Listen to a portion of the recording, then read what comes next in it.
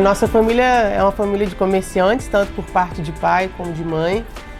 Já a parte de pai é árabe, né? Então já está meio que no sangue essa ideia de comércio, de empreendedorismo, comércio de rua. Então quando eu comecei a trabalhar para o meu pai, nossa pequena loja em Taguatinga, eu comecei a ver muitas das coisas que eu podia fazer diferente e comecei a ter gosto, né? E aí comecei a ter ideias diferentes, vontade de colocar em prática, de testar.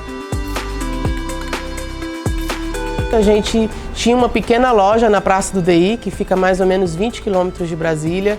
Era uma loja bem pequenininha, a gente tinha 3 mesas, começou apenas com a comercialização de produtos árabes. Isso era apenas os produtos para as pessoas fazerem em casa. E ali a gente tinha uma comunidade árabe muito grande. Só que aí as pessoas começaram a ir pedir, não, cadê a esfirra, cadê o quibe? E aí começou a cobrar da gente uma melhoria ali, outras coisas. Foi quando a gente implantou a ideia de mini restaurante árabe. Então, ali em Taguatinga foi dado o início.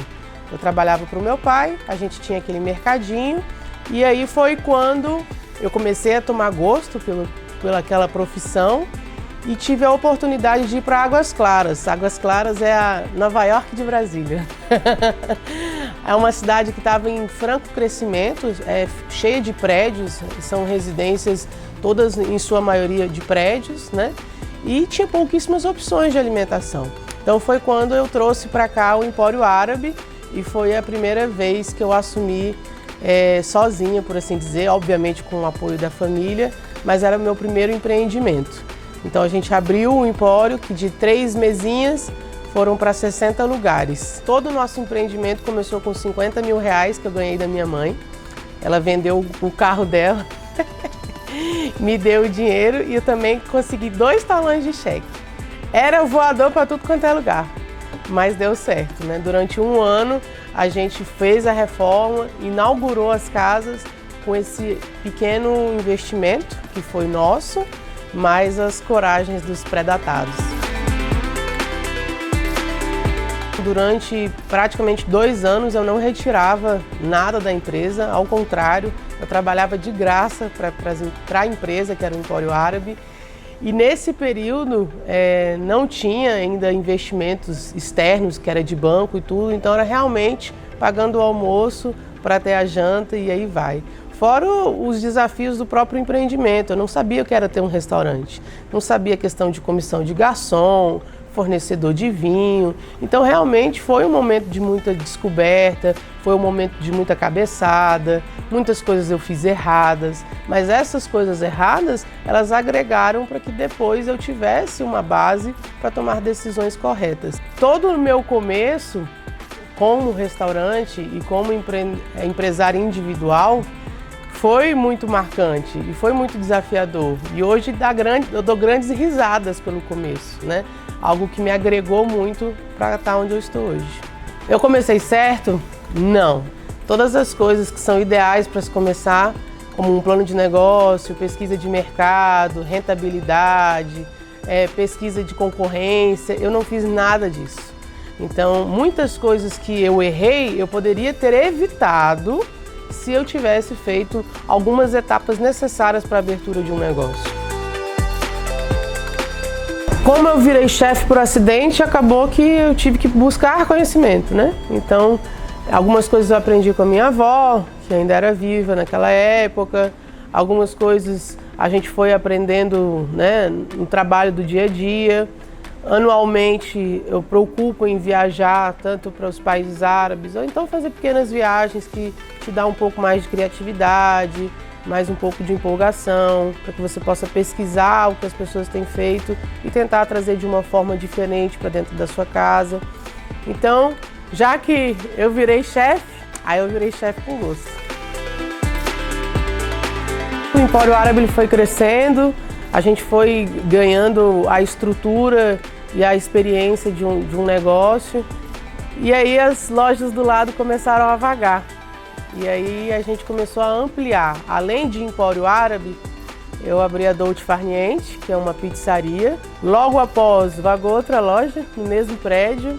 Aí a gente ampliou a Dolce Far Niente e abriu o Mayu Sushi. Essa sim teve pesquisa de mercado, essa sim eu fiz direitinho. E aí nisso surgiu outra oportunidade, que foi a abertura do Dólar Furado.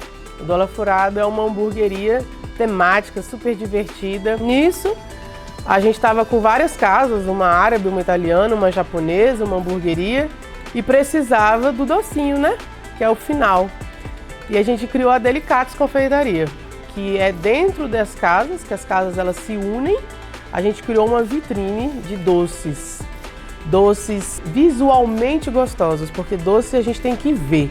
Ler um doce não dá vontade de comer, mas quando você vê aquele doce, aí dá vontade de comer. No total hoje são 5 marcas, né? Essas 5 marcas são replicadas em 2 complexos.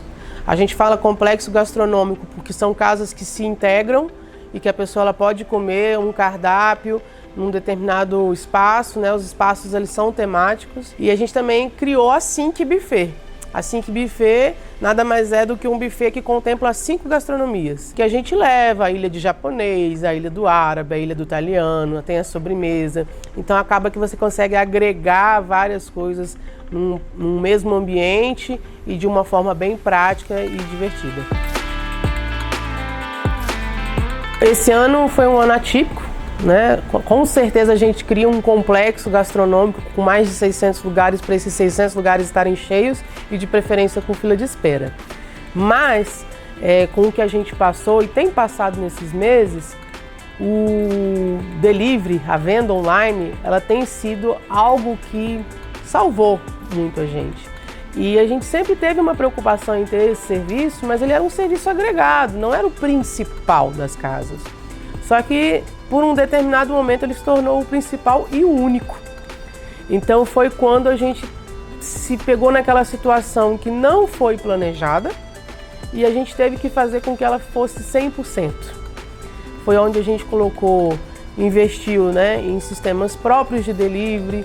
Hoje a gente tem um setor só de delivery, que nesse setor de delivery trabalham mais de 42 pessoas. Essas 42 pessoas, elas trabalham para que você receba o seu produto em casa da melhor forma, como se você estivesse aqui dentro das nossas casas.